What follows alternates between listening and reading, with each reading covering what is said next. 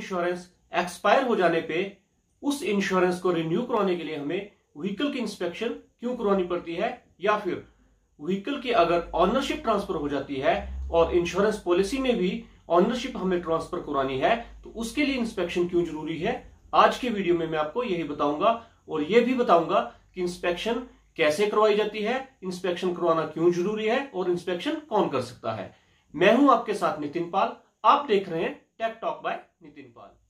तो फ्रेंड्स, आज का जो टॉपिक है उसके बारे में हम sequence wise point wise discuss करेंगे। सबसे पहला पॉइंट है हमारे पास कि इंस्पेक्शन क्यों करवाना जरूरी है और इंस्पेक्शन कैसे करवाई जाती है। दूसरा हमारे पास पॉइंट यह है कि इंस्पेक्शन करने के लिए कौन ऑथराइज है और इंस्पेक्शन कौन कर सकता है। तो फ्रेंड्स, जिस व्हीकल की इंश्योरेंस ऑलरेडी एक्सपायर्ड है या फिर रजिस्ट्रेशन सर्टिफिकेट में ऑनरशिप ट्रांसफर हुई है, उस केस में हमें व्हीकल की इंस्पेक्शन करवाना जरूरी है। व्हीकल की इंस्पेक्शन क्यों जरूरी है वो मैं आपको बता रहा हूं कि व्हीकल का अगर ड्यूरिंग गैप, जैसे कि मान लीजिए किसी की इंश्योरेंस खत्म हो गई है, उसमें 15 दिन का गैप है, तो 15 दिन के गैप में अगर इंश्योरेंस कंपनी चेक करवाती है कि व्हीकल को कोई डैमेज तो नहीं हुआ है, इसलिए व्हीकल की इंस्पेक्शन करवाना जरूरी है। और ओनरशिप ट्रांसफर के केस में भी यही होता है कि previous owner to new owner name में ट्रांसफर होने के गैप के दौरान व्हीकल में कोई डैमेज तो नहीं हुआ। इन सभी डैमेज को चेक करने के लिए ही इंश्योरेंस कंपनी जो है व्हीकल की इंस्पेक्शन करवाती है।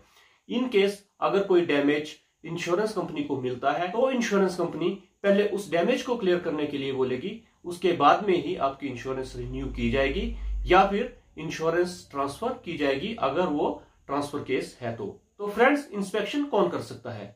इंस्पेक्शन जो है वो कंपनी के ऑथराइज सर्वेयर ही कर सकते हैं।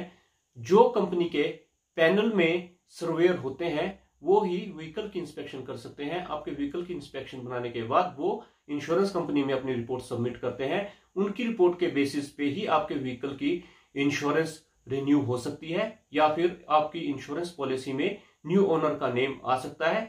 ये उनकी रिपोर्ट पे ही डिपेंड करता है। टोटली वही डिसाइड करेंगे कि अगर आपके व्हीकल में प्रीवियस डैमेज कोई भी नहीं है तो आपके व्हीकल की इंश्योरेंस भी ट्रांसफर हो जाएगी और आपके व्हीकल की इंश्योरेंस रिन्यू भी हो जाएगी। इन केस उनको लगता है कि कोई डैमेज है, मेजर डैमेज है, तो वो आपको पहले डैमेज क्लियर करने के लिए बोलेंगे, उसके बाद ही आपके व्हीकल की इंश्योरेंस रिन्यू भी की जाएगी। या फिर अगर उसमें ऑनरशिप ट्रांसफर का केस है तो ऑनरशिप ट्रांसफर की जाएगी। तो फ्रेंड्स, इस टॉपिक पे मैंने वीडियो इसलिए बनाया क्योंकि बार बार मुझे एक कमेंट आ रहा था कि अगर हमारे व्हीकल की इंश्योरेंस एक्सपायर हो जाती है तो हम उसे रिन्यू कैसे करा सकते हैं, इसका प्रोसेस बताइए। तो फ्रेंड्स, यही प्रोसेस है इसका कि सबसे पहले हमें अपने व्हीकल की इंस्पेक्शन करवानी पड़ेगी। इंस्पेक्शन करवाने के बाद उसकी इंस्पेक्शन रिपोर्ट के साथ हमें इंश्योरेंस कंपनी में अपनी इंश्योरेंस अप्लाई करनी पड़ेगी। उसके बाद ही हमारे व्हीकल की इंश्योरेंस जो है वो रिन्यू हो जाएगी, यदि हमारे व्हीकल की इंश्योरेंस ऑलरेडी एक्सपायर्ड है तो फ्रेंड्स, ये था आज का वीडियो जिसमें मैंने आपको बताया कि अगर हमारे व्हीकल की इंश्योरेंस ऑलरेडी एक्सपायर्ड है या फिर हमारे व्हीकल की ओनरशिप ट्रांसफर हुई है तो हमें इंश्योरेंस पॉलिसी को ट्रांसफर कराने के लिए या फिर ब्रेक इन इंश्योरेंस को रिन्यू कराने के लिए इंस्पेक्शन करवाना क्यों जरूरी है। और यह भी आपने इस वीडियो में जाना कि इंस्पेक्शन कौन कर सकता है। तो फ्रेंड्स, अगर आपको मेरा वीडियो अच्छा लगा हो तो प्लीज मेरे चैनल को सब्सक्राइब कीजिए, लाइक कीजिए और शेयर कीजिए।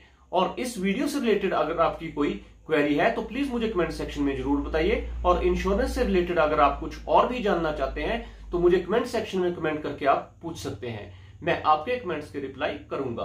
तो फ्रेंड्स, प्लीज मेरे चैनल को सब्सक्राइब करें, लाइक करें और शेयर करें। जय हिंद, जय भारत।